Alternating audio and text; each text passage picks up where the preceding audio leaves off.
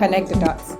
Welcome to another edition of Connect the Dots, a podcast that brings people from various walks of life, whether a business, politician, entrepreneurs, they're into one art or craft, etc., to come and talk to us about this daring aspect of their lives, what they're doing to change the narrative about whatever they're trying to achieve in life, etc.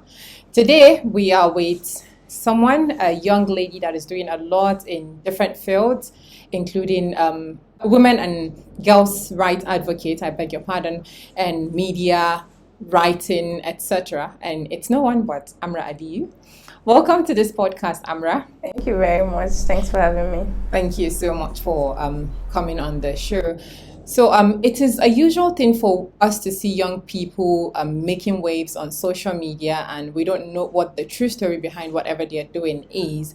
And for a young lady from northern Nigeria advocating for girls' rights, women's rights, being a media person who's got stint with places like BBC Media Action and other places that she's making a lot of impact, we would like to just bring to you guys what she's doing in a nutshell.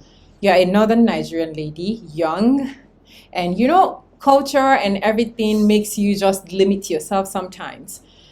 What is the motivation behind all of the things you're doing all together? So I met a woman just recently, an amazing woman, and she's a northerner, and I was like, her name is Barrister Mero. Is it Barrister? I'm not sure of the title, but like Mandara. Mandara, yes. Oh, I know. Bill and Melinda Gates, yes. Dr. Mero Mandara. She's from Borno. Yes. I got talking to her and I was like, what is the drive? What is driving her, like, as a northerner? Because I see myself in her. Mm-hmm. Whenever I see a woman who is from northern Nigeria, I am so happy because I don't see it all the time. It's not something you're fortunate to see, especially in my field. Like, I don't see them all the time. So when I saw her speaking, I was so happy. And I had to ask her what was the drive. And she told me something. She said, if she fails today, many girls from her community will not go to school. Oh, wow. And if she succeeds, it will be the driving force for so many girls out there in her community. And I was so happy. I was so happy with her just saying that, because I felt like she had echoed something that was in my mind, and I felt like it was wholesome, because for you to think not only of yourself but for others, to think that, oh, this is something that is not easy. It's something that is rare. We don't get to see, not every day you wake up, you get to see a northern woman who is excelling out there. So when you see one, you're happy. You feel so much fulfilled. I don't know about you, but like, that's the way it is. I think in the past couple of years, northern women are trying to really come up doing a lot of things. Because you go on social media like Instagram, because I say people who actually knows what they're doing utilize Instagram better than other social media platforms, because TikTok is all about entertainment. Twitter is for intellectuals, and you do buying and selling there, or you put yourself out there, but it's not all that. For me, I think I prefer to say I've got Instagram like a shop or a store than other social media platforms. So you see women excelling. In the place that we're recording right now, it's a northern woman from Yobe State, Leila Ali Othman. We've got women striving a lot. Things are getting different, really. Yeah, in different fields. Yeah, in different fields of human endeavor and stuff. So as a person, you started out somewhere. Where did you start? Is it with the media part that you chose first, or your writing? I don't know when you started writing, or is it this advocating for girls and women? So I say this a lot, that whatever I do is kind of intertwined, and you wouldn't know if I don't tell you. So I'd like to say that I started from media, but I also started from writing, because writing started from secondary school, where I just saw a group of people came to my school. They're from Association of Nigerian Authors, and they had books. They came to speak to us about certain things, and I was really interested. I wanted to learn how to write. I had access to books while growing up.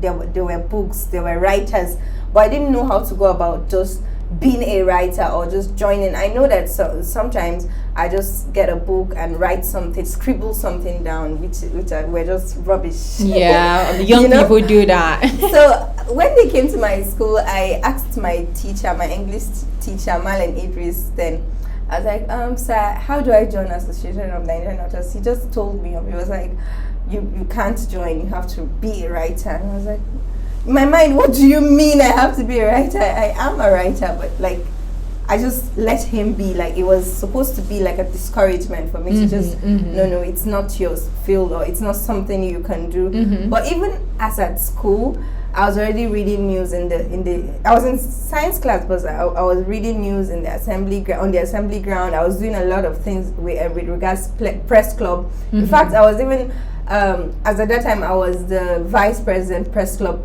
because I cannot be the president because I was female, and they wanted a male to be president, and then the female can be vice president. I didn't know how that worked, but it was like, oh yeah, you are a female. No, so more misogynistic kind of. No, but as at that time, you don't even know. It's just like, okay, yeah, females are the vice presidents and male are, so so it was like, okay, let me just be the VP. Not because this guy was like more capable or better than I was, but just because I was a female and I am supposed to be VP, So as at that time, I had to Google and one of the names of the people, BM Zukoyi. I had to Google his name to check for his profile online. I had to check for his Facebook profile. I sent him a Facebook request.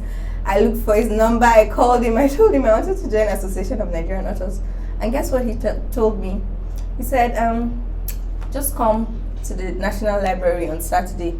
It's a Mina, and I just like, it was so easy. Come with what you've written, and that was it. Wow. I was the youngest in the midst of older people, and I was the baby of the Association of Nigerian Authors, and that was how writing started for me. But like, even when I moved into to the university, I was a science class, like I said, and I wanted to become a medical doctor.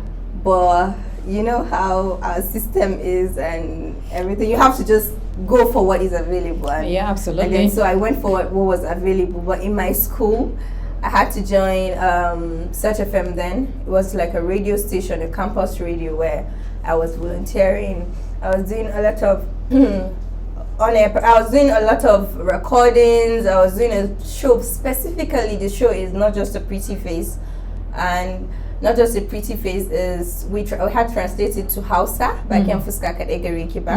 And so the whole show was about creating awareness about women's rights, about women in politics, about girl child education, so many, just women's rights in general. And it was at that time I knew that there was a problem in my community, because I didn't know before then.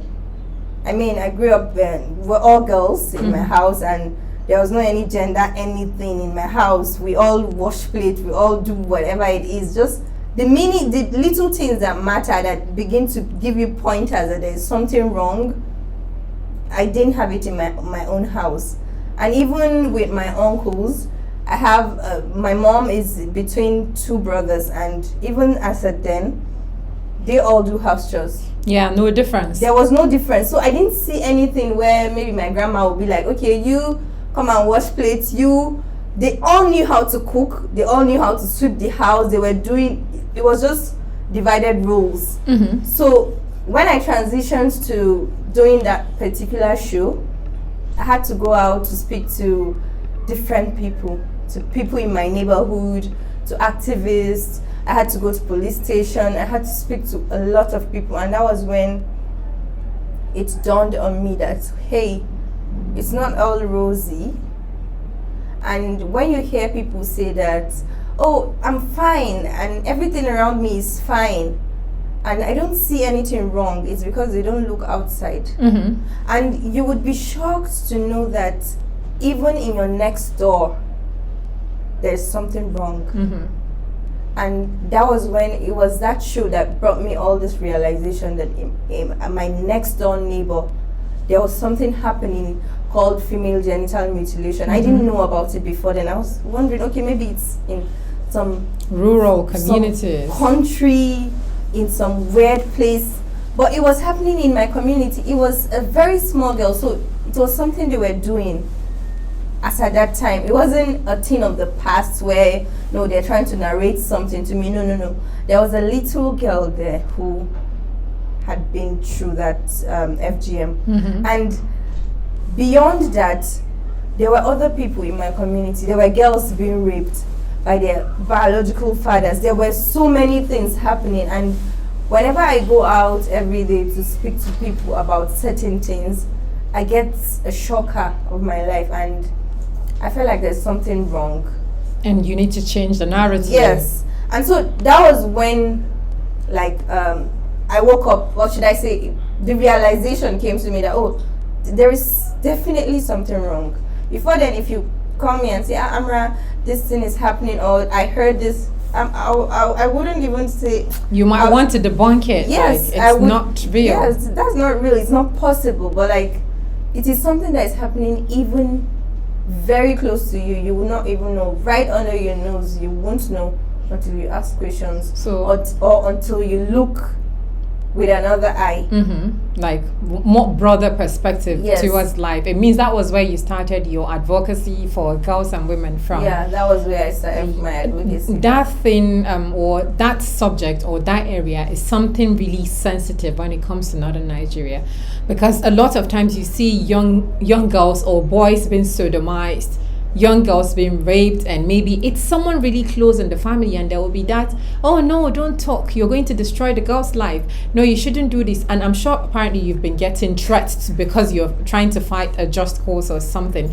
How are you able to make sure you stand your ground in situations where you're trying to fight for a particular maybe young girl or a boy, and they use your gender as like, oh, she's just a female, she's not supposed to be doing this, or no, she's young, but that's a majiba, and all that things, stereotypes in the communities? Actually, I have a lot of stories, right? Mm-hmm. I think there was a time I went to the police station. Mm-hmm. In fact, it was my first time at the police station. At that time, Mm-hmm. I was at the police headquarters, and this man was there, and he was telling his wife, Nasekiki, Mm-hmm. in the police station. And I was wondering, like, what didn't carry me come here? Like, the woman was crying, and I was looking, I was wondering what was happening.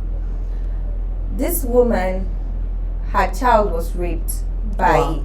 this man's brother. Usually. And he told her they were going to solve it at home. Yes. You get? It's So- called Arupa Asiri. Mm-hmm. Abang agina gida ne za a yi solving din shi a gida ne waye. So she agreed, right? But like, it took time. Ba a yi komai ba har yanzu. Her daughter is going through trauma. She's seeing her daughter every day. This man that did this thing is working freely. And this is something that he would do again. Definitely. She couldn't stop herself. Her husband said, za a yi tackling abin nan a gida ba a yi ba. She had to go to the police station, and he told her that she should leave him. Abi, he has secured her. Literally, you're Yes. divorced because Yes, you she's decide to speak out. Yeah. And then her family came, and it was as if you were not supposed to let this out. So, and as at that time, I was hearing people, they were even quoting verses. Ake mace ce ya kamata sirrin mijinki da na gidanki ya zaman tokin rufe shi. Oh my goodness. She's supposed to guard her husband's secret with all she has. And when they were saying all of that, I was really shocked. You're, like nobody is paying attention to what the woman problem. is going through and the problem itself. The problem itself. And it has happened over time where people turn blind eye to the problem, the real problem, and start to say, okay, what were you wearing? Yeah. Or what took you there? Like, there are And so apparently many, the girl in question is not even a teenager yet. she's maybe. not, she's a very small girl, Oh my god. 10 years old or so. She's not 18. So every time we have this kind of conversations, you hear people just talk about every other thing around it. It's as if people are shying away from the main problem. This is the problem. You're not talking about it. You're going in cycles. Okay, me ma kaza. Okay, wannan kaza. Okay, me saki kaza. Like you should. Why did you go there? Why are you wearing this kind of clothes? Or why do you speak in some certain manner that attracted the male gender?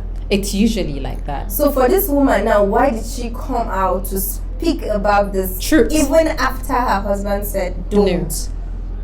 They were supposed to tackle this amicably at home. And hearing this kind of stories really, if you're there, it would trigger you to want to even lash out on people. Mm-hmm.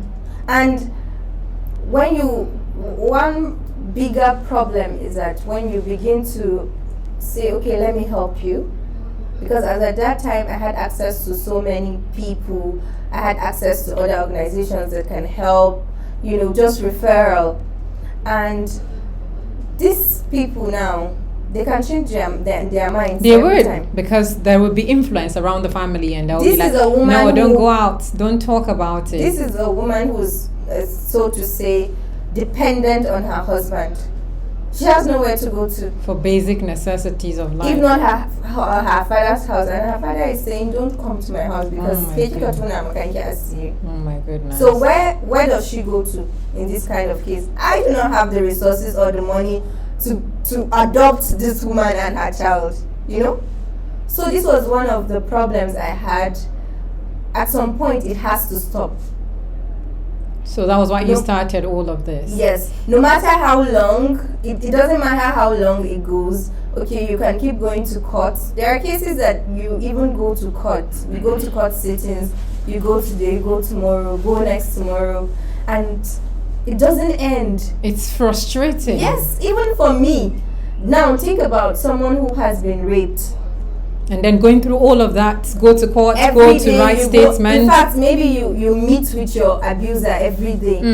That's really traumatizing. Yes, it is. Okay, with this we'll go on a short break. When we return, you get the rare and ample opportunity to listen to Amrah continue telling us the story on the journey, the daring aspect of the kind of work that she's doing, and we'll be right back.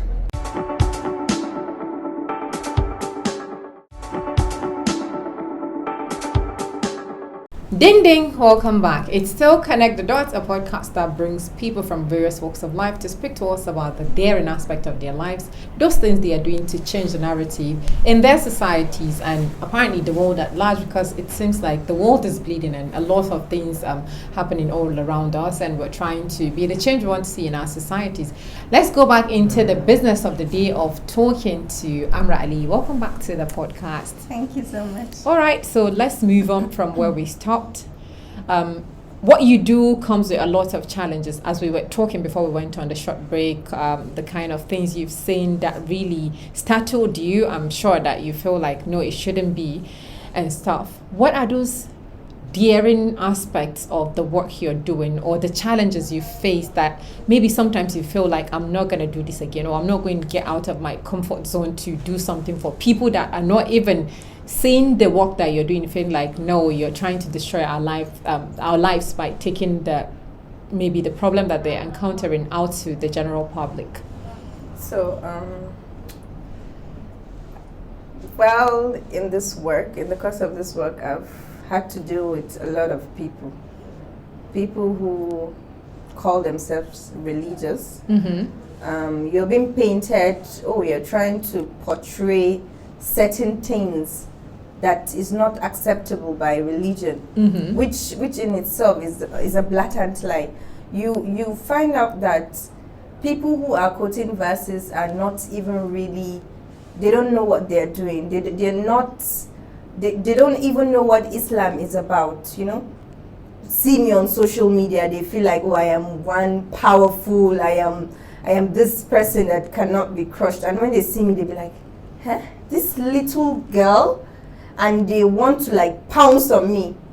There was a time I was scared of my own shadow, that I do not dare step out of my house. Wow. Yes. That must be tasking. There was a time I have to put on face masks before going out. Wow. Because wherever I go, people see me and they know who I am. Even with the face masks, it's not like I am Totally invincible. Totally invincible, no. But like, there was a certain time that wherever I go, I have to look Left, right, around. center. Yes, I am always reminded that, oh, you're not safe. Hmm.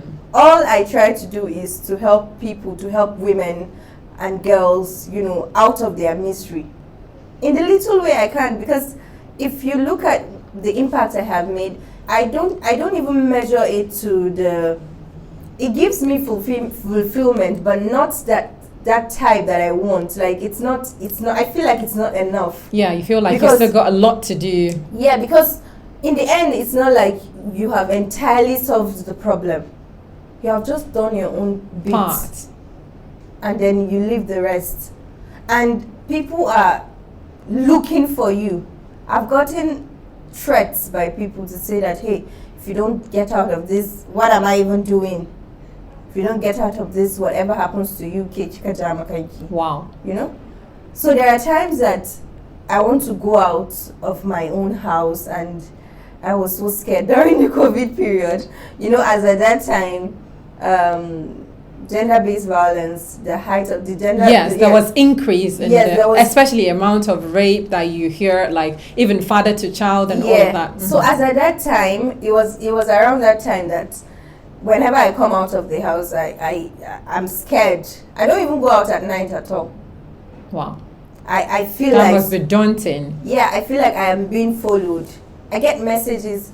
Yeah, I get people saying, "Oh, you're doing a wonderful job. Keep it up." And I get all of that messages, but I also get the other ones where The negative ones. even people who feel like this is someone that is maybe known in the community, and he has done something, and you feel like, oh, he's my blood, or he's my friend. Mm-hmm. So because he's your friend, You shouldn't do anything. because he's your friend, he has done something bad, you feel you should still support him.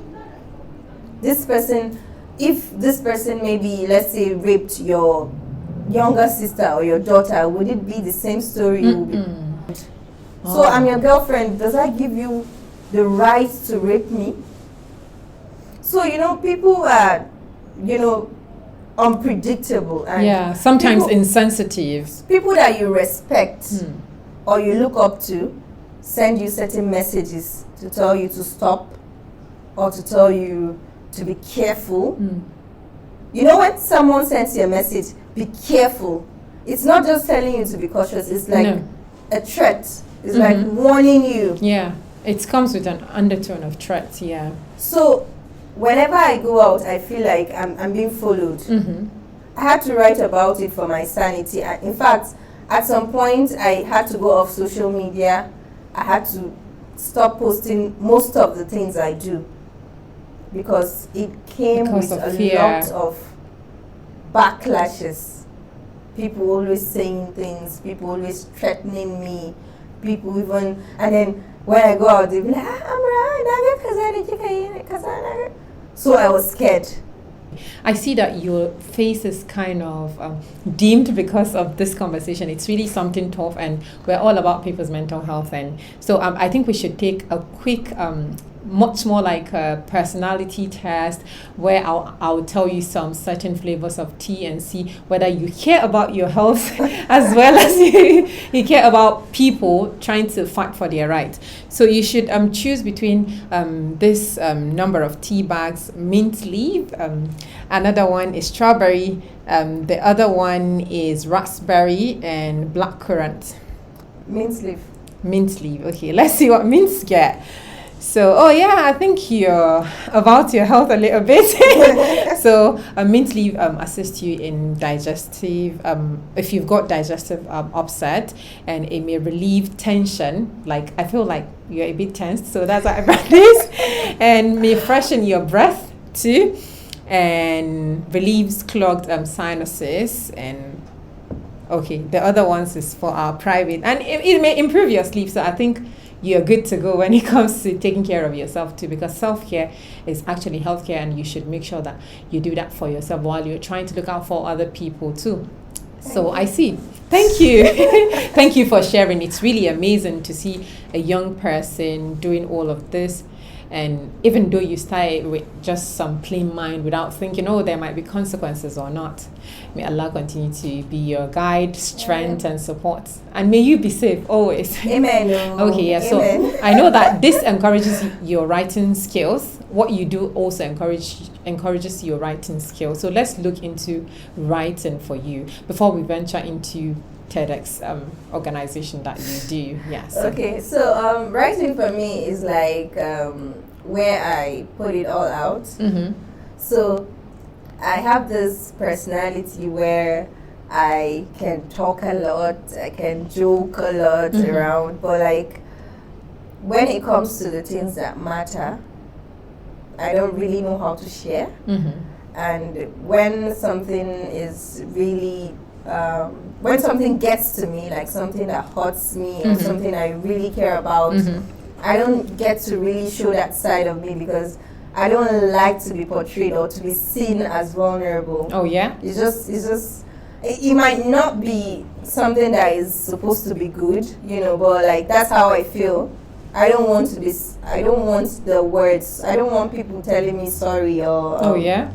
Or having this pity face. Oh, really? Like it gets to me. Mm-hmm. You pitying me is something that I do not like. So if I tell you something, it should be just because I know that you just listen. Oh yeah? And just maybe forget about it. Wow. So I love to meet strangers and just talk to them about things, and then we don't meet again, and that's fine with people. So writing is the best way I do that. Whether it's my activism, whatever I see on the field, or my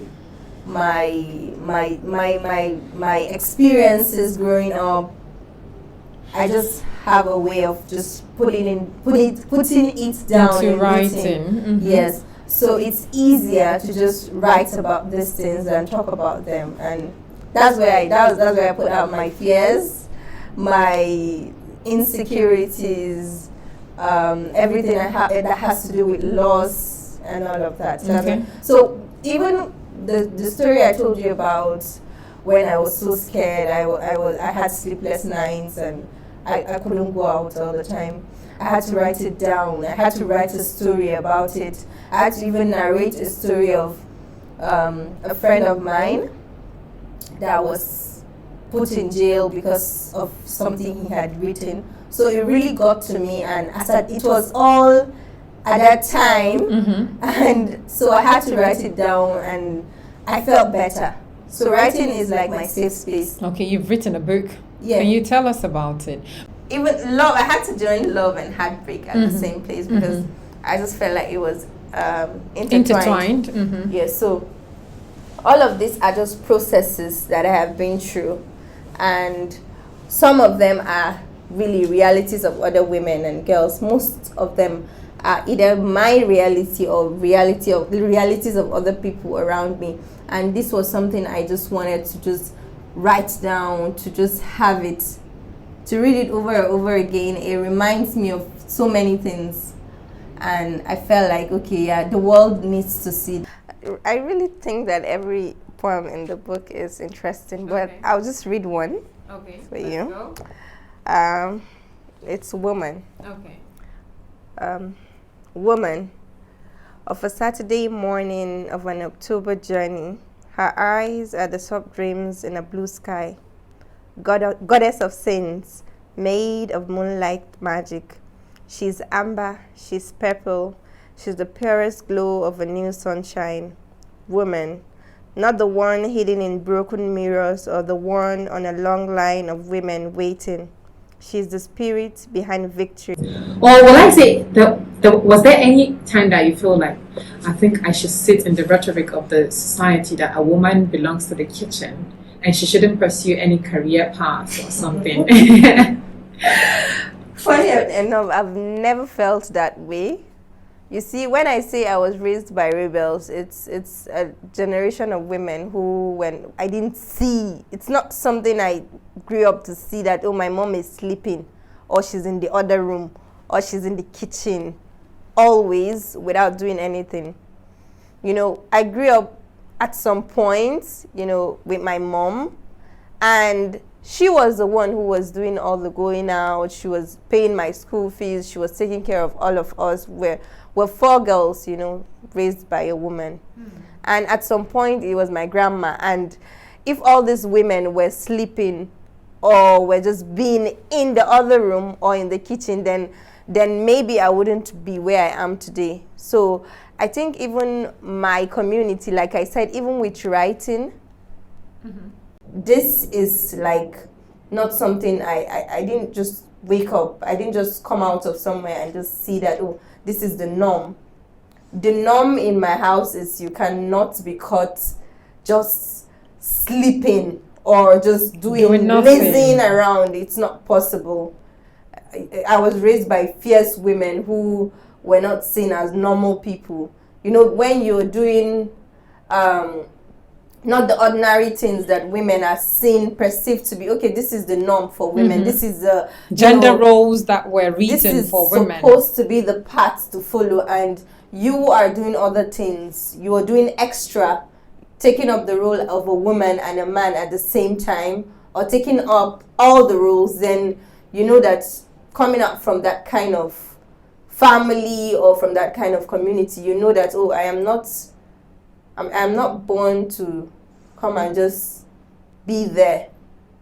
It's not like we grew up not like other women who are being told, and get ready for your husband's house, or like where the orientation is always you have all about the man. It's not the same, because these are women who we've seen hustle. My mom was teaching. She was making liquid soap. She was making air freshener. She was doing a lot of jobs, and we saw that. So there is no way I cannot be a reflection of either my mom or my grandma. There is no way I would say, oh no, I'm waiting for a rich allergy and be told. Quickly, personal development is something you're keen about. That's why you're doing all of the stuff you're doing, and you've done some fundraising stuff too. Can you just give us a brief about why you're so keen about personal development, and then the key fundraising stuff you've done in the past? Okay, so for me, being able to develop oneself is very key. Going to events, seeing people, networking is all part of it. And I am very, very, what's the word now? Intentional about personal development, about meeting people, about networking. And it has gotten me to, rooms that I did not think I would be in. And I feel like every woman should always think about, how can I improve myself in certain things I am doing? How can I be better at what I am doing? Okay, fine, you know how to write. How can you be better? Fine, you know how to do certain things. What can you do to add spice to whatever it is that you're doing? They say variety is the spice of life. So like, if you're always about doing this and every other person is doing it, what makes you stand out? So I really love to, whenever I see opportunities to better myself, I go for it. And for fundraising, whenever I see a cause that I believe is going to make an impact, whether it's for, especially if it relates to women. Just recently, I saw a post where they're talking about breast cancer awareness and all of that, and just you buying a shirt is like donating to the fight against breast cancer, and it could even get someone treated for free. And I was like, okay, wow, this is something I should use my money to buy. The shirt is, I might not even wear the shirt again, but it is something that I feel like has meaning. My money is going to a very great cause. And so just like this, any other program I see that has an impact, especially as relates women and girls, I am all in. And I would want to, use my networks, people I know, okay, this is what we're trying to bring out to the community. This is an initiative. How can you come in? get partners, get people really to come on board, and then we'll make it work. So that's just it. I'm all about.